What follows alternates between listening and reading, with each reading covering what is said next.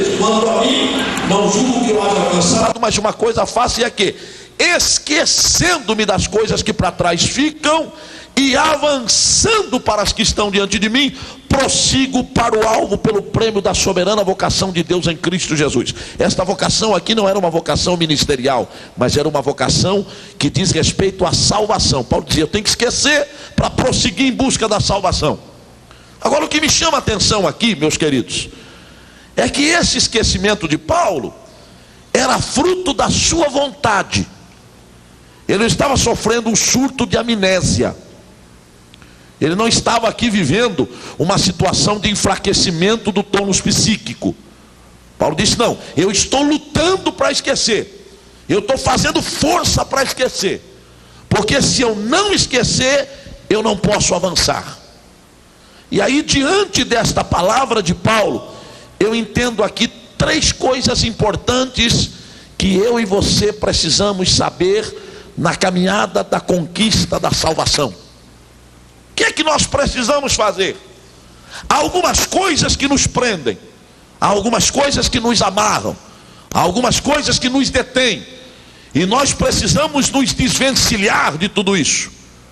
Nós precisamos nos livrar de tudo isso, para termos um caminho aberto, por onde prosseguiremos até receber o prêmio da vocação em Cristo Jesus, que é a nossa salvação completa. Então escute bem, 3 coisas que Paulo me faz entender aqui. Era como se Paulo estivesse olhando para nós, estivesse dizendo: olha, nós não podemos nos deter. E em primeiro lugar, eu e você, nós não podemos ficar amarrados ao nosso passado. Paulo queria dizer: eu não posso me deter no meu passado. E deixa eu conversar com vocês aqui um pouquinho hoje. Existem muitas pessoas que não conseguem ser inteiramente felizes. Existem pessoas que não conseguem ser 100% produtivas, quer seja na sua área profissional, quer seja como pai, quer seja como esposa, quer seja como chefe de família, porque estão presos no passado. Uma experiência vivida num passado próximo ou distante, uma experiência negativa vivida num passado próximo ou distante, tem literalmente alienado estas pessoas, e elas estão com medo de prosseguir, elas estão com medo de arriscar. E escute uma coisa que eu quero dizer a vocês hoje: a vida não tem sentido se a gente não correr riscos.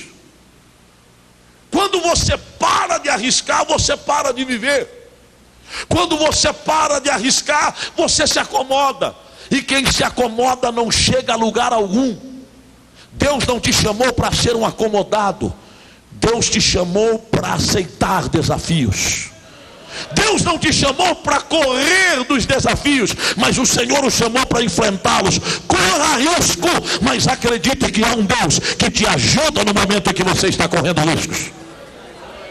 E aí esta experiência vivida num passado próximo ou distante nos aliena. Existem pessoas que, pelo fato de terem passado por alguma rejeição, quer seja na sua infância, na sua adolescência, na sua juventude, hoje estas pessoas, elas têm medo de tudo, elas se sentem rejeitadas. Me permita usar aqui uma expressão: elas se sentem o patinho feio. Não vou conseguir chegar a lugar nenhum, eu não vou conseguir absolutamente nada na vida, porque eu fui rejeitado.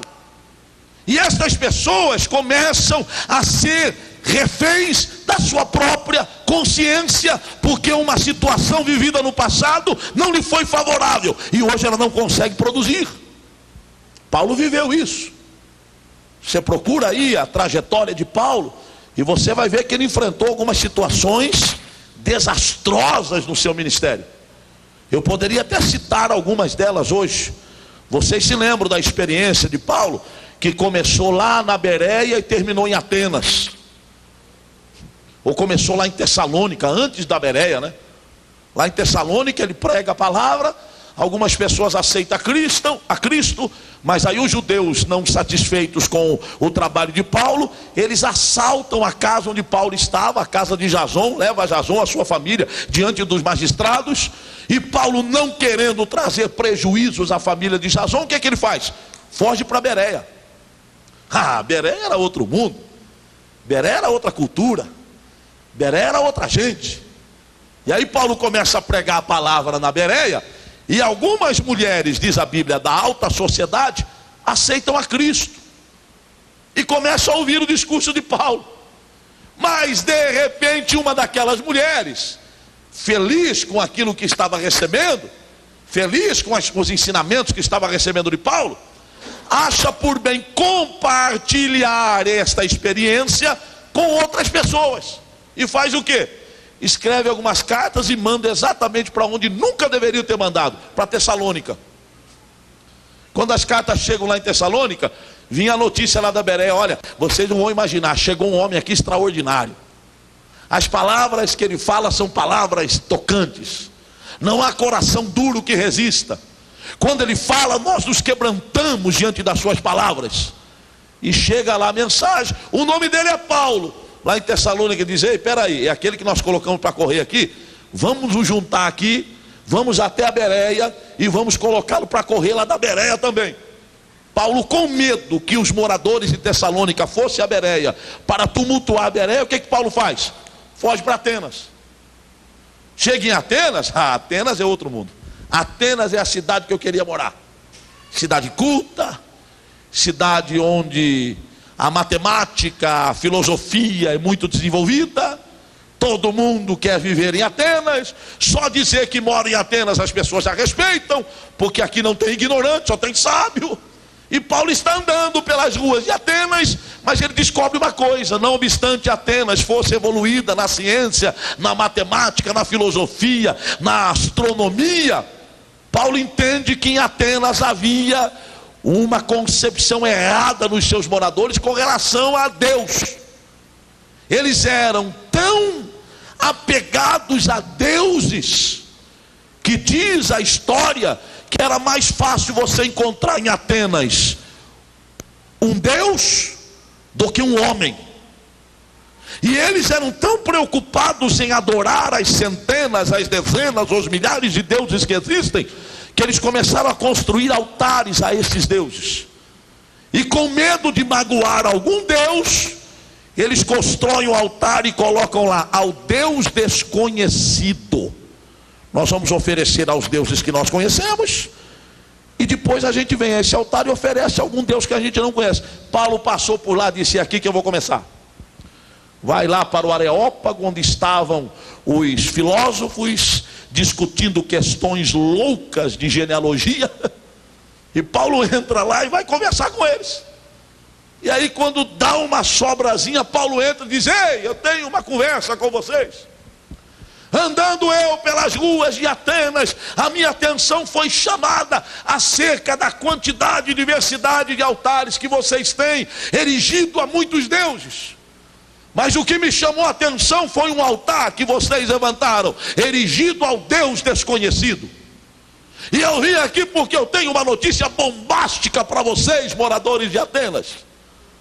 Este Deus que vocês dizem não conhecer, eu conheço. E não somente conheço, mas eu tive um encontro pessoal com ele.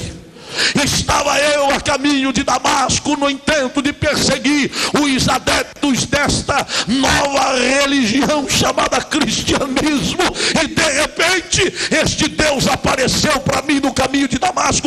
E Paulo começa a relatar a sua experiência vivida com Jesus, e as pessoas param para ouvir Paulo, ficam todos boquiabertos. Paulo disse: mas este Deus de quem eu estou falando, ele já esteve entre vós, mas vocês não o reconheceram como Deus. Antes o crucificaram no Calvário, tiraram a sua vida. Mas a prova de que ele é Deus é que o Senhor o ressuscitou ao terceiro dia, e ele está vivo. Meu irmão, quando Paulo começa a dizer alguma coisa acerca da ressurreição, levantam lá os filósofos